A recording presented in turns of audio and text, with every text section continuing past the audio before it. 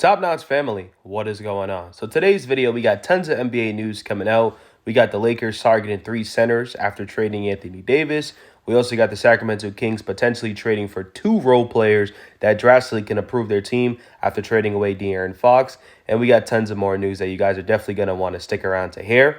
But also, I just want to say I appreciate you guys so much. The support has been absolutely insane. We upload every single day, so if you guys just want to stay updated to all NBA news, rumors, trades, especially with the trade deadline approaching, just, subscribe to the channel, turn on notification. We've been uploading for 34 days straight, man, and I couldn't do without you guys. But anyways, let's get back into today's video. So the first news that did come out today is that Mitchell Robinson is one of the Lakers center's trade targets. Robinson makes about $14.3 million this season before becoming a $13 million expiring contract in 2025 and 2026. Now, the reason why the Lakers are doing this is because, like I said earlier in the intro, Anthony Davis is no longer there. They don't have no centers over there. They got Jackson Haynes, terrible. They got Christian Wood, hasn't played all year. They're lacking that. But even with Anthony Davis, they still need a center help. So now they're looking at players like Mitchell Robinson, Nicholas Claxton, and Robert Williams. Now, I will speak briefly about all 3 players. I will say Mitchell Robinson this year hasn't played all year. He's been dealing with an injury. He's supposed to come back very, very soon. It'll be interesting to see if the Knicks are willing to give him up. I remember at the beginning of the year and during the offseason, they were. But the Knicks still need a backup center, so it'll be interesting to see what the Lakers are willing to offer for Mitchell Robinson. These are Mitchell Robinson's numbers throughout his career playing with the New York Knicks. Never really been a big scorer, but I don't think the Lakers are really asking for that. I think they just need a center that can protect the rim, get them rebounds, and just play the center position and do his job. And he averaged about career points, 8 points a game, 8 rebounds, and 0.6 assists, and also, block some shots. The only concern is with Mitchell Robinson's health concern. That's very, very concerning to me because it's not just only this year. It was last year and also the season before, but at least he played a little bit more, 72 games. And then for Robert Williams, he's averaging about 6 points a game, about 6 rebounds, assists a game, 65% from the field. Another concern about Robert Williams is that he's always injured. He's questionable again for tonight's game with a hand injury. I feel like he's been dealing with 15 different injuries since he's been moving from team to team. But I feel like the Lakers are going after the cheap, reliable centers that can just do their job. And I feel like Williams could do that. And I feel like Mitchell Robinson can do that. And the Lakers don't got to give up really much.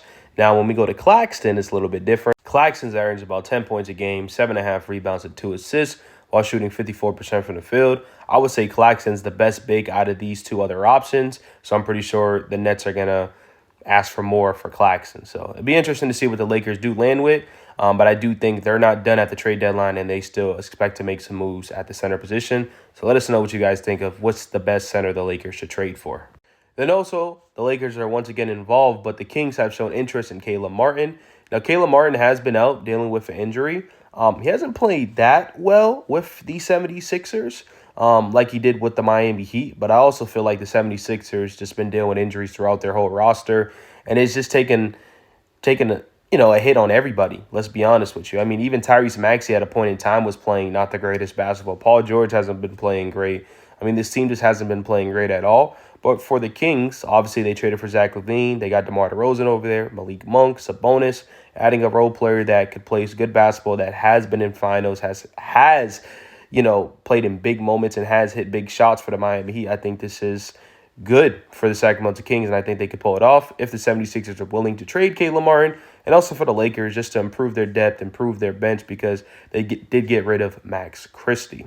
And then also it says the Jazz remain, they're not looking to trade Walker ahead of the trade deadline. They view him as a young building block for their long-term future. He's averaging about 11 points a game, 11.4 rebounds, and 2.3 blocks per game this season. So the only way I could see them trading, Walker Kessler is pretty much give me 2 first-round picks. You're dealing with Danny Ainge. So Walker Kessler is most definitely going to be off the trade block. And I found this very, very interesting, but the Spurs have enough future assets to eventually chase another star to pair with Wemby and De'Aaron Fox.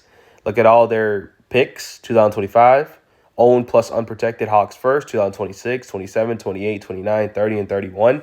I'm telling you guys, the San Antonio Spurs are going to be the team in the next couple of years. They're going to be up there with the Rockets, the OKC Thunder, and it's going to be the Spurs. Those are going to be the big 3 teams in the Western Conference in the next 5 years. Even though the Rockets and OKC are already up top, I still see these 3 teams staying at top for a while. I don't know what star they're going to get, but this is very, very good if you're a San Antonio Spurs fan. And also, the Kings obviously have been targeting Cam Johnson.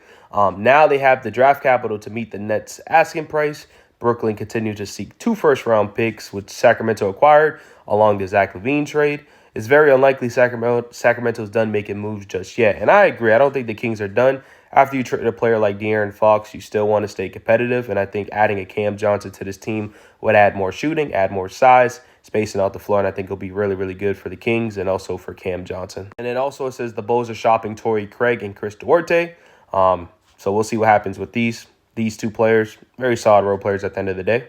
So yeah, let me know what you guys thought about NBA news for today. Let us know if you enjoy this type of content. I'm going to continue to keep dropping it for you guys. I love y'all. I appreciate y'all so much, and I'm out. Peace.